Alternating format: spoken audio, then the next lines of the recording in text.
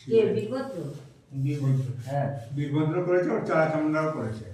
ভালোকে খারাপকে দেখেনি, সবাই বলিয়ে সবাই দিয়েছে। এবারে এই, যখন এগুলো হচ্ছে তখন দক্ষকে সামনে পেয়েছে বীরভদ্র, অনেক অ্যাকশন করার পরে দক্ষকে সামনে পেয়েছে। যখন দক্ষকে সামনে পেয়েছে ওর গলাটা ধরে ওর গলাটা মুচকাচ্ছে, আর দক্ষ তো খুব শক্তিশালী, সহজে গলা ছিঁড়ছে না, এই বীরভদ্র মুচকাচ্ছে শুধু। হ্যাঁ, সে মুচকাতে তারপর ছিঁড়েছে দক্ষের গলা, ছিঁড়ে তখন একটা কি বলে ছাগলের গলা না আগে তো বলো। হ্যাঁ, ছিঁড়ে ওই ছাগলের গলাটা বসিয়ে দিচ্ছে।